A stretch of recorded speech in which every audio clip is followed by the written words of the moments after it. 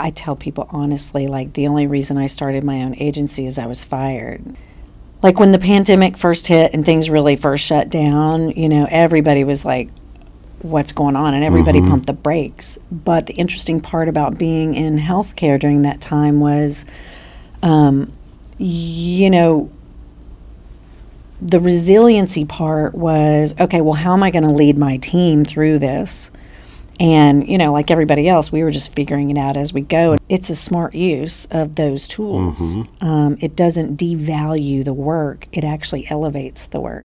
On Creative Assembly's The Spark podcast, our mission is to amplify Nashville's diverse creative voices, foster growth through shared journeys, and inspire a city that thrives on collaboration. And now, here's The Spark. Hello, everyone. Welcome back to The Spark. I'm your host, Mark Scrivener, and today I'm joined by Kriste Goad with Fuoco. It's a healthcare marketing and communications firm based here in Nashville, Tennessee.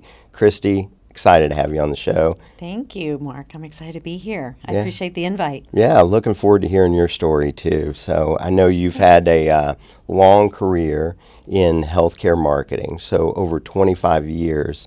What got you into it in the early days? Well, what got me specifically deep into healthcare was I was client side for a company called Healthways, which people here in Nashville, some people might, still remember. It's not even, in existence anymore as that brand.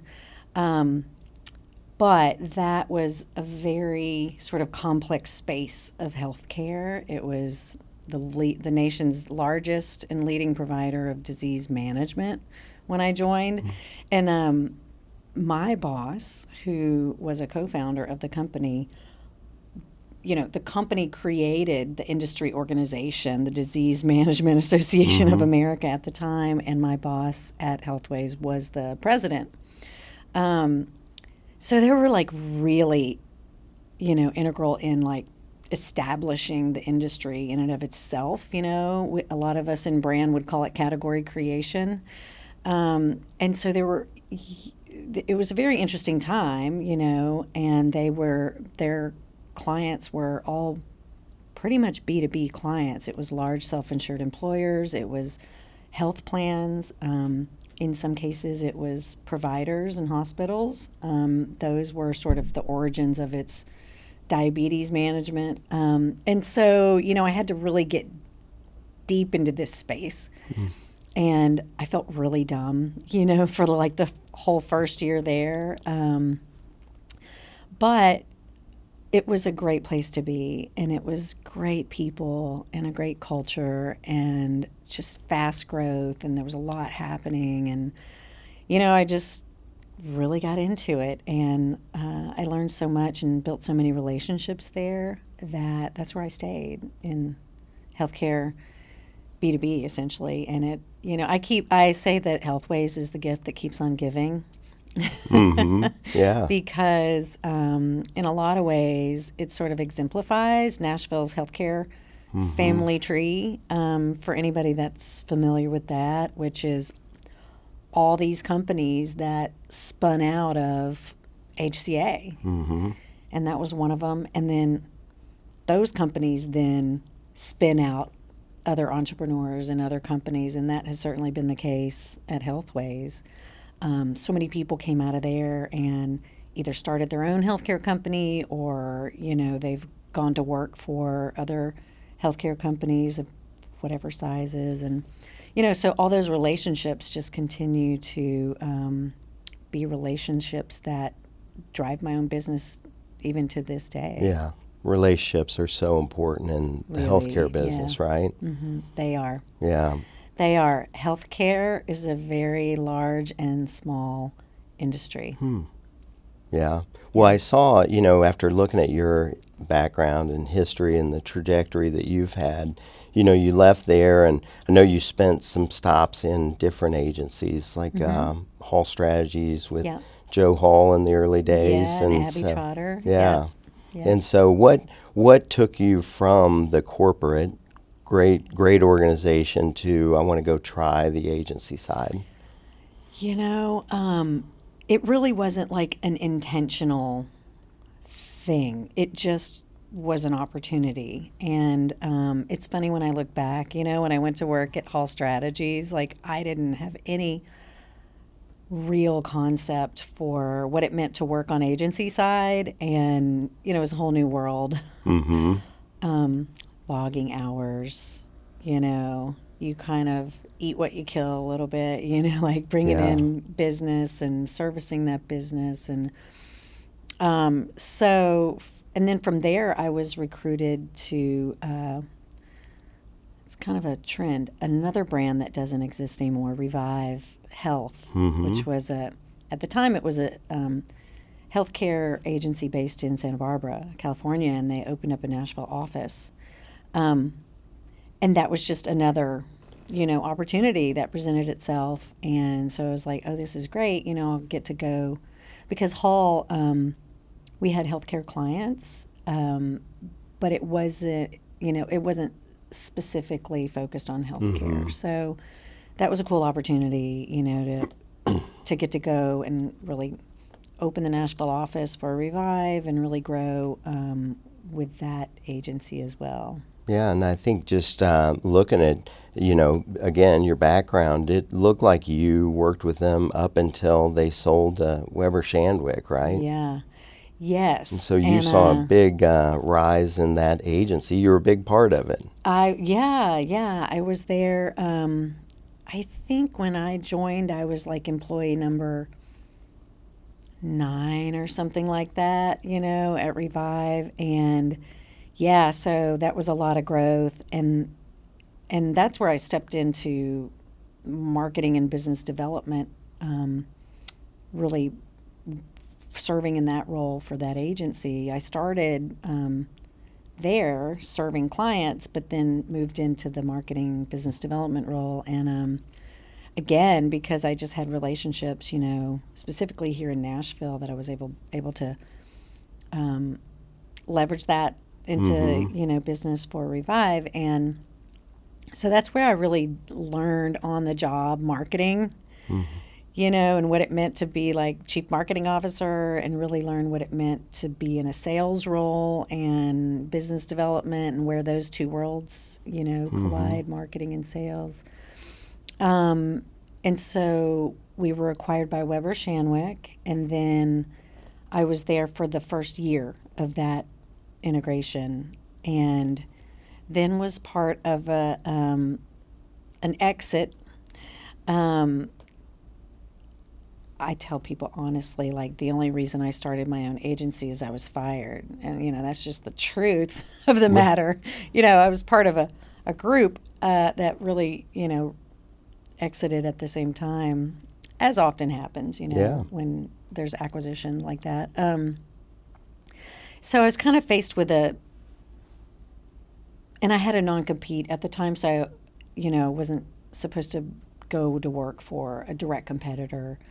So that kind of, it was like, okay, well, do I go work in-house? Do I go work for an agency that's a generalist agency? And neither one of those really felt like the path that I wanted to pursue.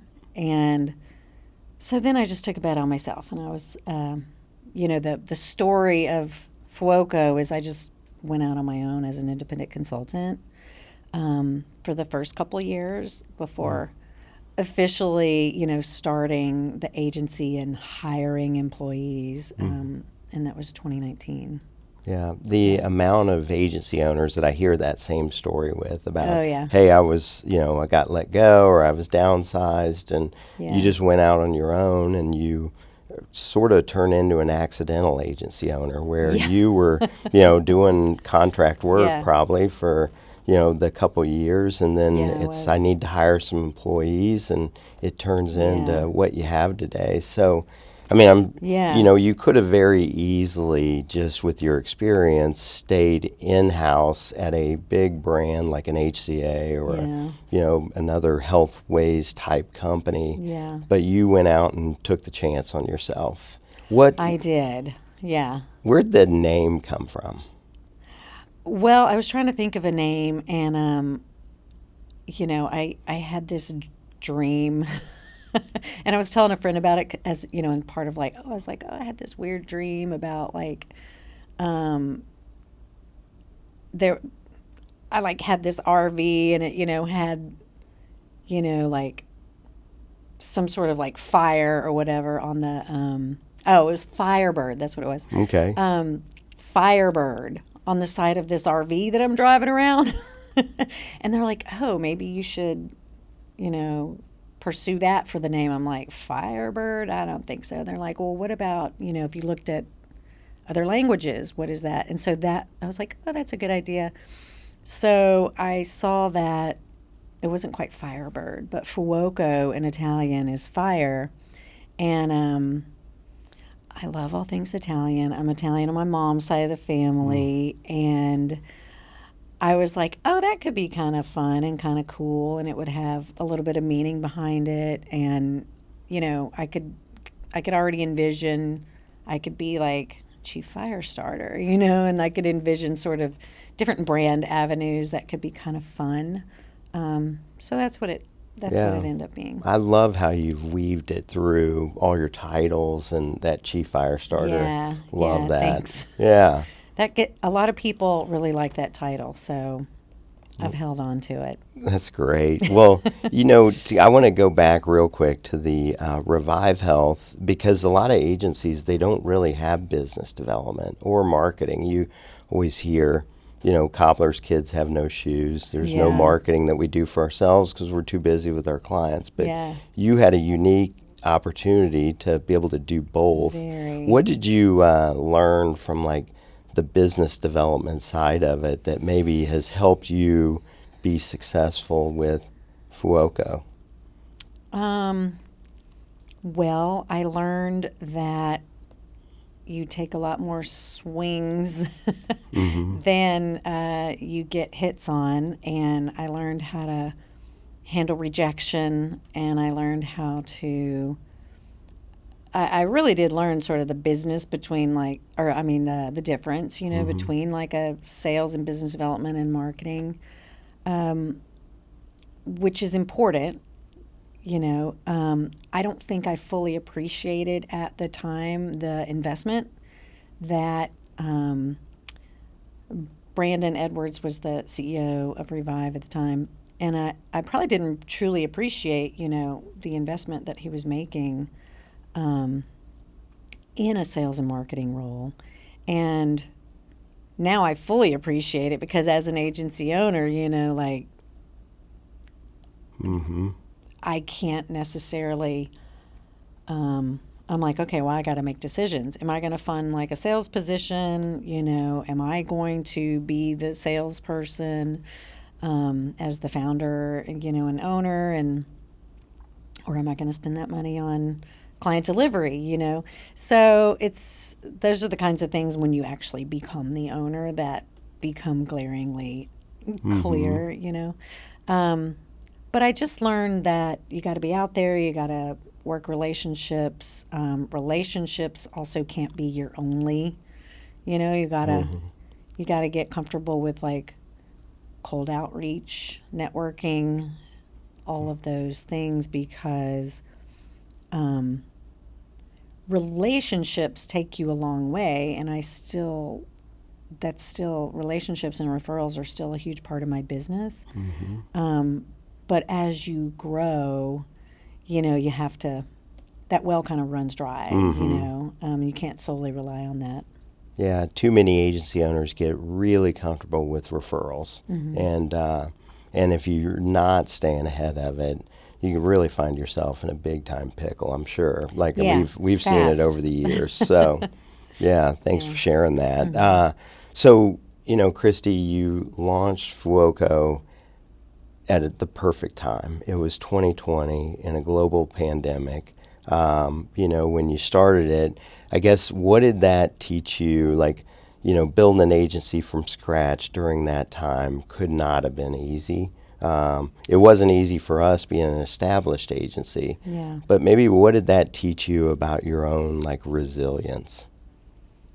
Oh, that's a good question. So we had started before that, luckily, and I think the biggest lesson, like when the pandemic first hit and things really first shut down, everybody was like, what's going on? And everybody pumped the brakes. But the interesting part about being in healthcare during that time was, the resiliency part was, okay, well, how am I going to lead my team through this? And, like everybody else, we were just figuring it out as we go. And we were doing daily huddles and, we were looking. So I'm trying to remember, I don't think we actually lost any business, right there when when COVID kind of first hit. But we did have clients pause a few things, because they didn't know what the impact was going to be. And so what we did initially is we took the time to say, okay, well, some of these projects that are on hold, let's focus on ourselves. What can we do now? Let's put some product packaging together, because we're in a services business, so we don't always have like a quote unquote product, to put out there. So we kind of focused on how can we productize some of our offerings and, spend our time that way. But then very quickly, maybe there was like a 4 to 6 month kind of gap before then everything just sort of healthcare decided, oh, wait, this is a huge opportunity. And, people were filling the gaps, and then business just picked right back up and everybody had budget and, they were seeing the light. So specifically in healthcare, there were new businesses even forming, around COVID in healthcare. And then healthcare companies were pivoting. And so we then became someone they needed for those pivots or the launch of new companies. And so luckily it was, I would say, fairly brief, in terms of the impact on the business. And it sounds like you probably had a great end of the year. A short-lived pause, we but did, yeah. but a we great actually, end of the year. Yeah, we had a strong pipeline going into 2021, and we're like, okay, this is, things are going to be okay. Yeah.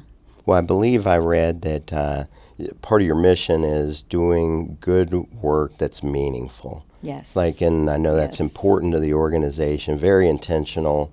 How do you ensure that's in place and in practice, every day? Well, it is a part of, I've got a Fuoco manifesto, which is sort of okay, these are the things that matter to me as the founder, which I really only developed that in the last few years. But then I always had core values. And so the core values and the manifesto really helped give me a platform to be able to,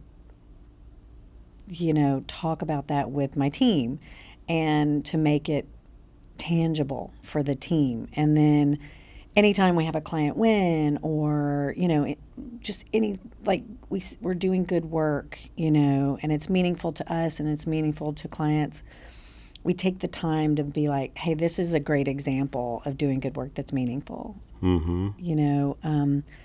So I think by constantly having it being a part of the business and how we talk about what we value, and hold up examples of work that's meaningful to clients, because a lot of times we're doing things with clients that may not actually be that direct.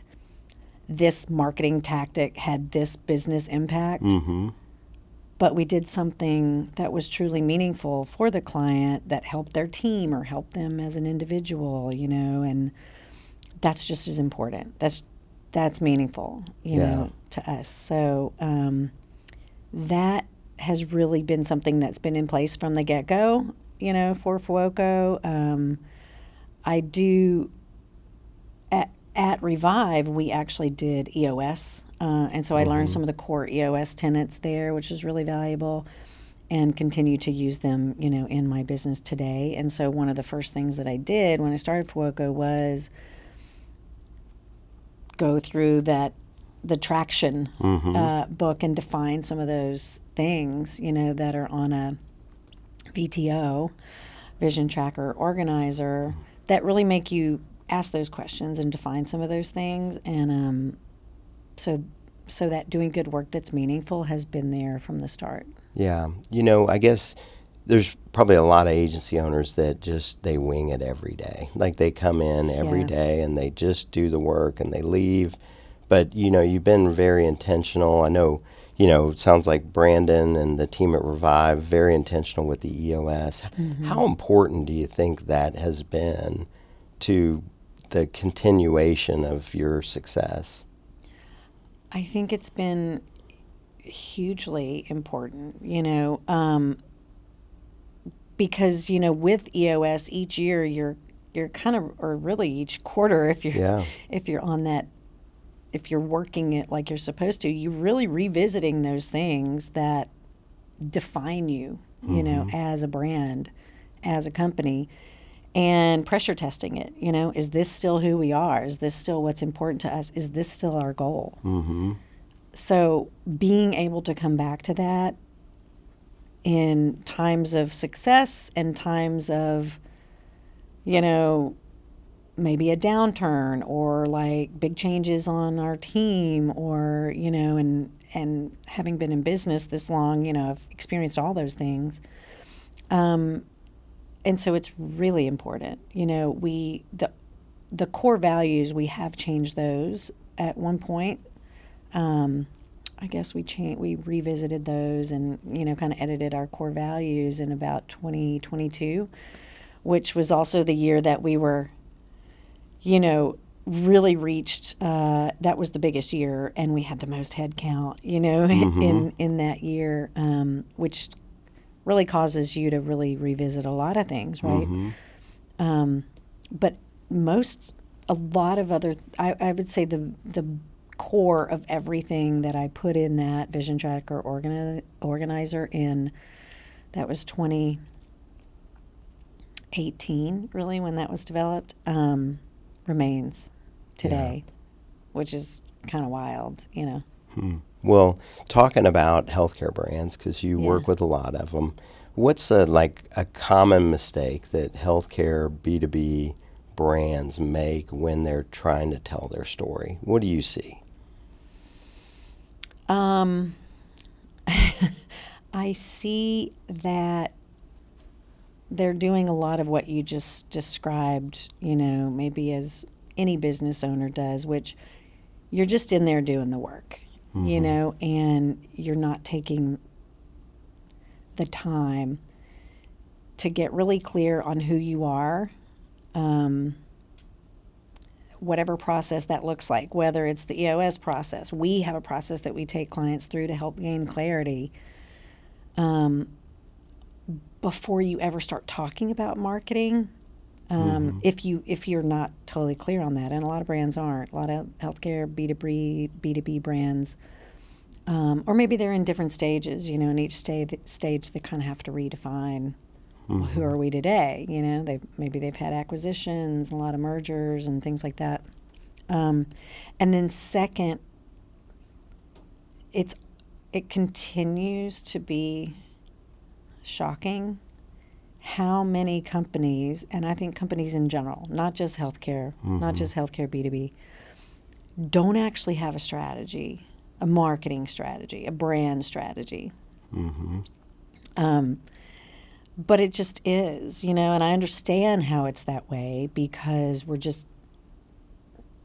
everybody's just, working frantically to drive the business, to do the work on a day-to-day basis. And, sometimes you feel like you have that brand story, or that maybe you have a brand story, but you don't have a brand strategy, or maybe you have a brand strategy, but you don't have a brand story. And then maybe you have all those things, but you don't really have a marketing strategy that's tied together with that. And that's the biggest mistake I see. In addition to seeing running their marketing in silos. Yeah. You know, it's a lot of times everybody has good intentions, but there's no connective tissue. You know, there's no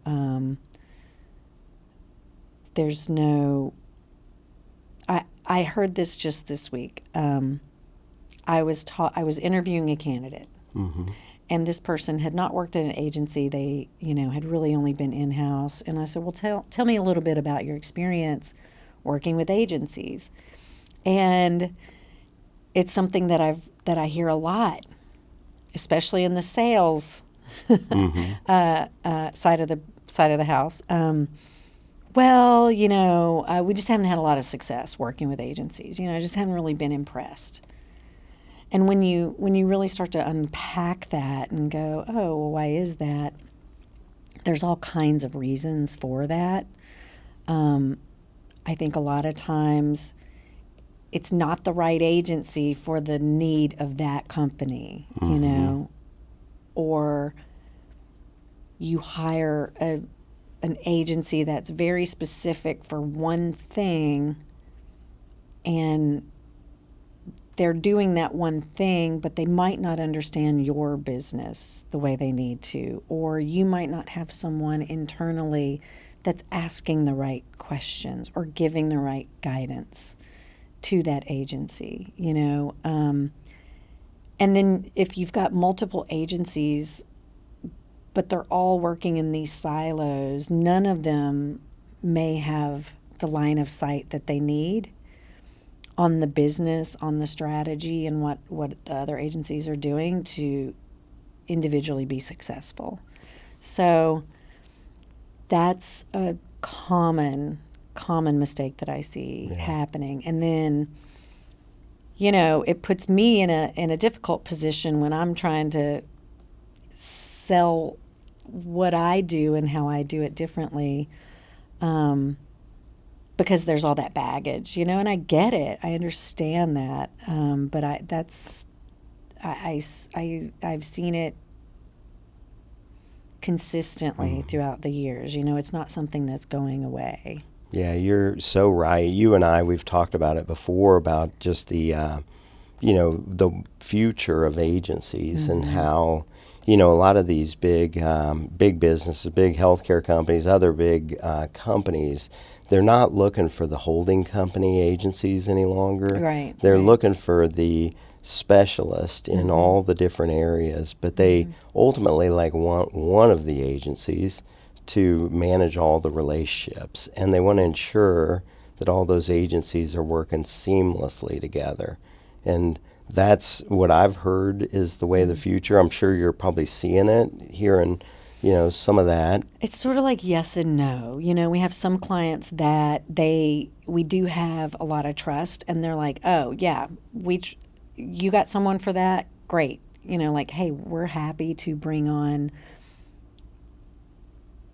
trusted, vetted partners to do specialist things that we don't do, but we know what we're looking for and we know what you need. And when you have that kind of trusting relationship, it makes it easier to be able to do that and to be the agency that manages the other agencies like you're talking about. And I think, at the same time, I could advocate for that. I could see that the client needs that, and I could see we could be that for them. But they're just sort of like, that's cool, we got it, I think a lot of times maybe they think, oh, they're just trying to get more of the budget. They're just trying to get more of the business. And sure, that's true, but that's never the driving force for me, I truly, am trying to do what's best for the client, and a lot of times I may not even be making much money at all on those, those partners that I'm bringing in. And so it's really, it's not always about the money and the margin in those instances. But that's also a little bit of a, I get that that's just not the direction, that sometimes teams want to go. They might not, or maybe they want to go and they don't have the support, up the chain do that. So, I think there's all kinds of forces at play when that's going on. Yeah. I know you've won a ton of awards over the last, really relatively short amount of time with the agency. But, in 2023, you won the Inc. 5000. You were on the Inc. 5000 awards. Yeah. And I guess, that kind of growth also comes with some challenges. Yeah. Maybe talk about, how you navigated that kind of growth and help to mitigate some of those challenges that you were probably seeing in the agency. I can only imagine.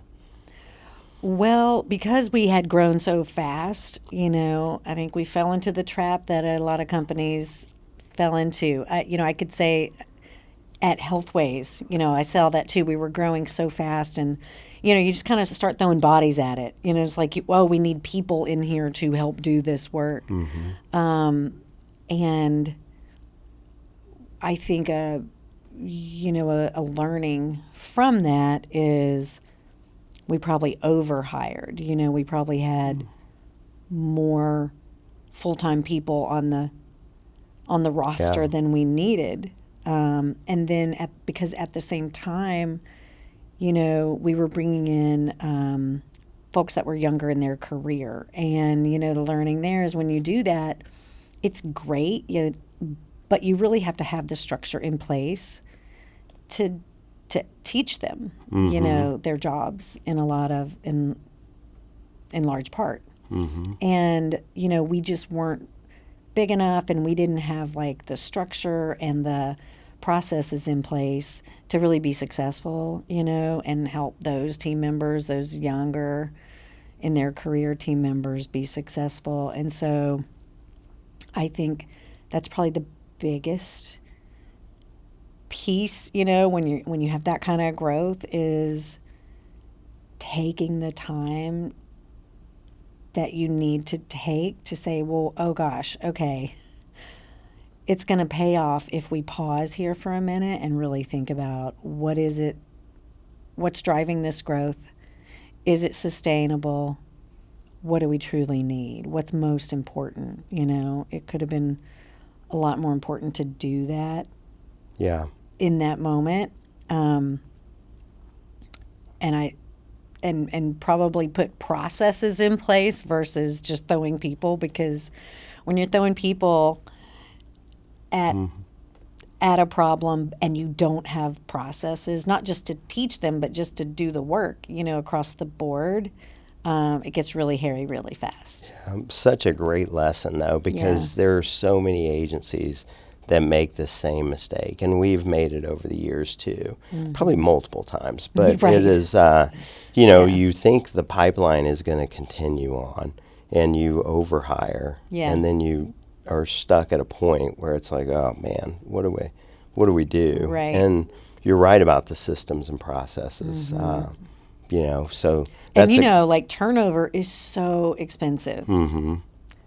So expensive, and it's not just financially, it's, it takes, but just the time and the energy and the effort and the onboarding, all of it, it's just, it's very expensive to hire. It's very expensive to fire and backfill, all of those things. Yeah, well, that's a great lesson. And I guess as you look back, Kriste, over the last, multiple years, what's a piece of work, campaign, anything that you're especially proud of, and why? That's an easy answer. It's the work. One of my very first clients when I started, even, as an independent consultant, was a company called eMids. They were, founded combination Nashville and India, homegrown, awesome team. They were doing cool things. No one really had heard of them, Mike Hollis one of was my leading dear marketing. friends. He's so great. Yeah. Love Mike Hollis, and he's a visionary. He's got great ideas and energy, and so they were one of my first clients, and probably my best client, even to this day. And we just did a lot of great work together, and I came in doing one thing, and then it just kind of grew, and we got to do a lot of cool things with them. But the coolest thing that we got to do with them was they were going through this transformation, right? And they were like, oh, we're really going digital. And it sounds funny to say that right now, in like 2026, but they were trying to figure out, what does that mean for us as EMIDs? What does it mean going digital? How do we talk about digital in the space that they occupy within healthcare B2B? And so we did a lot of cool work with them, helping get that clarity, helping get that narrative about what does that mean? What are they delivering to the market? And we really started positioning them as the leader in healthcare digital transformation in healthcare, because they're really like the design and the development team behind helping healthcare companies transform digitally. I think we all kind of understand what that means now. Now we're going through this new phase of transformation in AI. So they would be like a go-to to help these other companies understand, how do we use these new tools and these new technologies. So we built a whole narrative around that. We built campaigns around that. We built thought leadership around that. We built marketing initiatives and tactics around that, and worked really closely with them, as a partner in doing that. It helped them understand how to talk about who they were becoming internally and get their internal teams aligned. And then it also helped them get clarity on how to talk about what they do to the market.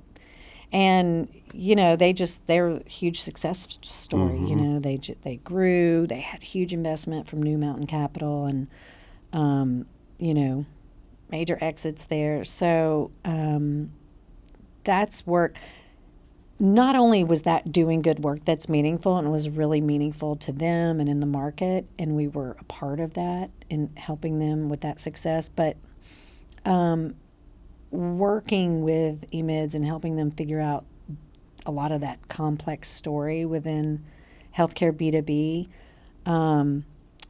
upped my game and my agency's game in understanding that world, that health technology world and what that really looks like and means, which opened the door to, being able to help a lot of digital health companies, because we spoke the language, and we had done the work, and we had been in the trenches with a company that was really doing that in a lot. They were very deep and broad in the work that they were doing behind the scenes, empowering other healthcare companies to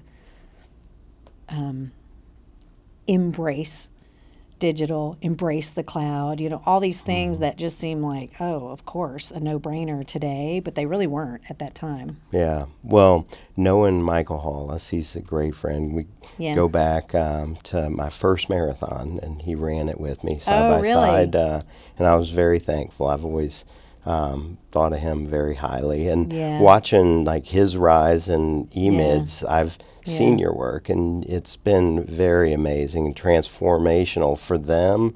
And so I appreciate you sharing that story. As I'd like to lean in maybe just a little bit to the AI, because you mentioned it. Sure. And maybe just talk a little bit about even how you're using it within the agency, because I'm sure it's making your processes and jobs and lives a little easier with you and your agency team. Yes, and. Okay. We're absolutely using AI. I've kind of given license to the team. Like, if you're on the team and you're not becoming knowledgeable and trying out these different platforms and tools, you're probably not going to have a spot on this team much longer. And on any team going forward, no matter where people go, they could leave Fuoco and go on to another agency or go in-house. And these are skills they're going to need to know, So we're absolutely using AI in how we do our work, how we deliver the work, because we're learning at the same time. It's making a lot of things easier, better, but it also brings its own set of problems and challenges. And we're also looking at it from an operational standpoint. So we're building what I'm calling the Fuoco operating system, kind of as we speak, right? Because there's all kinds of tools that we were already using. There's all these new AI tools that we're incorporating into the work. There's workflow issues, and then there's client deliverable. There's workflow work. How we do the business, how we run the business, how we do the work, and then there's the deliverables, to the client. So we've got a new seat on our accountability chart for innovation, and that, I've got someone that owns that for the agency, meaning, okay, well, what are our AI policies, and what are our guardrails, and how do we think about this? And then we're looking at who are the AI agents on our team. So we're doing what a lot of people are doing, now, is creating an AI org chart for what roles can AI agents fill, and how do we need to be thinking about that in the future, as we're adding team members. It's like you can add AI agents to do certain jobs. And so that comes with this whole set of, you've got to have standard operating procedures. You've got to have clarity on the role, not only that our individual people are playing, but what role are those AI agents playing? And then it is really empowered a lot of, I think it's really helped us up our game on what we're able to deliver for clients. And so we're very honest with clients that we are using AI. I've even had calls where I have specifically said to the client, hey, what you're looking at here, we used Notebook LM, or we use Claude to do XYZ, because it's a smart use of those tools.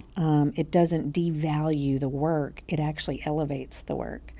At the same time, an interesting thing is happening. Just last week, this happened. 2 different clients separately. We had presented a single delivery that we were on a client call, and we were walking through that deliverable, and, just getting feedback on that. There was work in front of that, and there was work behind it. And coming off that call, and this is like a smaller client, and the founder's still very much involved. And so he sends a couple follow-up emails. He had run this one deliverable from us through ChatGPT to kind of, I think, poke holes in it, which is totally fine and cool. However, then he just shares with us, here's what it said. And we're like, okay, cool. Thanks for sharing. We'll take this into consideration. But what it tells us, what it tells me is, hey, we got to start accounting for this. We got to start. There's an education with clients to understand. We know you're going to be using these tools, and absolutely you should.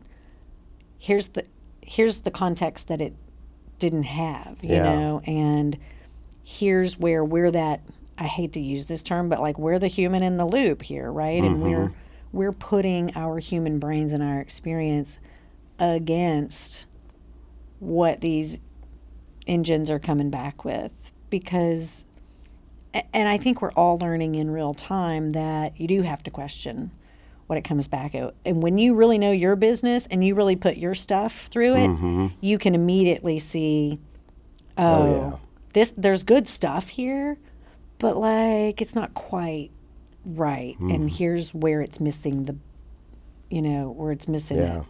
Where it's missing the mark, and it doesn't know XYZ about my business, Separately, we had another client that we were pitching like a new scope with them, and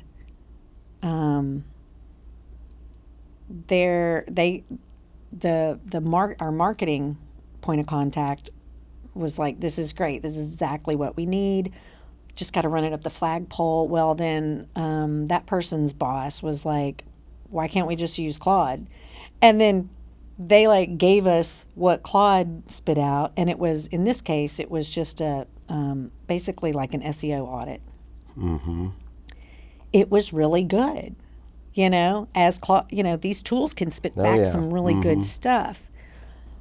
But in what we were, the work that we're proposing, it's just one piece of it, right? And so, but again, we're like, okay, this is an opportunity to educate the client, and for us to also, really go, oh, okay, well, this is a real thing, Clients are going to continue to do this, and they should, and they will. And so how do we answer that? How do we make it clear what value we're bringing? So I think like it's just going to continue to evolve.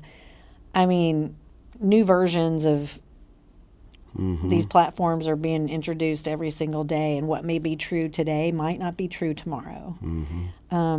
So it's exciting. It's cool. There's so much we can do with these tools that we couldn't do before, especially as a smaller team. I can single-handedly deliver things that I could never have delivered before, or it would have taken me many, many hours and weeks and months. That's a good lesson, though, about the client. I haven't necessarily seen that yet. I mean, I have seen where they've ran, a blog that somebody had, a human had written, and they took it and they proofed it through chat. Like, hey, take a look at this, proof it based on the client's voice tone. And then the client ran that through a AI checker, and it said that it was 100% that it was written by AI. And it wasn't written, but what I learned is anytime you run something as a proof check, AI says that it wrote the document. So just another thing to kind of keep an eye out with clients. So definitely. Well, Kriste, as we start to wrap up, is there anything maybe that I didn't ask you, or maybe anything you want to share with the audience? That's a really difficult question. I guess just maybe I'll add, you and I were at a dinner recently that was hosted for, independent agency owners here in the Nashville area. And I just thought that was a really interesting conversation and an interesting group. And I think there's a lot of interesting times ahead and challenges ahead for independent agency owners. But what I'm loving that I'm seeing is that more and more community that's kind of coming up, and a more of a willingness to sort of be transparent and maybe understand that we can actually help one another rather than having to really feel like we're always competing against one another. And it's just, I think it's I think we're in a really cool time of opportunity for independent agency owners. And I don't know what the future, necessarily holds or looks like, but it like that gives me a lot of optimism, and I can sometimes be a little bit like too optimistic, and I have to have people bring me down to earth. But I don't think I'm being too optimistic on that. I think it's a big shift. It's a big disruption for everybody, and agencies are no different in that regard. But I think the more that we can have community, among independent owners, and share and learn from each other, the better off we're all gonna be. And I think even like sharing war stories about what it means to win new business, in this environment is cool. So I don't know. Hopefully, I've said something helpful here today. That said many helpful things. Other owners, or even really clients might be listening and could get something from it. Well, I appreciate you bringing up that dinner, because I enjoyed that so much, and reached out to Kevin and JC, who put it on, and told them that, man, I hope they continue to do that, because being in a room with 12, 14 other agency owners that I highly respect, was, and hearing stories that, hey, I'm not the only one that's going through this. Right. We're all dealing with very similar things, was very meaningful, and got to meet a lot of people maybe that I respected, that I didn't know, that, Well, and like we all might, we have business that we could do together, and just totally meeting new people and understanding, oh, I'd really love to work with that group, or, oh gosh, I didn't know that they did that. I didn't know that they existed. So there's always that opportunity as well. Well, Kriste, thank you so much. Thanks for taking time out of your busy day to be a part of the Spark podcast. The whole reason that we created this is to, one, just break down the barrier of competition, and really like create that community where everyone can share their stories and meet each other and hear from each other. And so I appreciate you calling that out, and I appreciate you being on the show and everything you're doing for the Nashville creative community. So thank you. Well, I don't know that I'm doing that much, but I appreciate you saying that. And thanks for inviting me. You are, And thank you for showing up again this week. Really appreciate it. If you would, help us by subscribing, rating, and reviewing The Spark, just so that we can get this message out to more agency owners and creatives in Nashville. Until next week, we'll see you on The Spark. That's a wrap on this episode of The Spark from Creative Assembly. Thanks for spending time with us and exploring the minds shaping Nashville's creative future. If you're walking away more inspired, connected, or energized, that's exactly the point. A big thank you to our sponsor, Snapshot, and the incredible team behind the scenes who make this show possible. Your support fuels every conversation and keeps collaboration alive. So if you haven't already, subscribe wherever you get your podcasts and leave us a review. Thanks again for tuning in. Until next time, stay creative, stay curious, and keep that spark.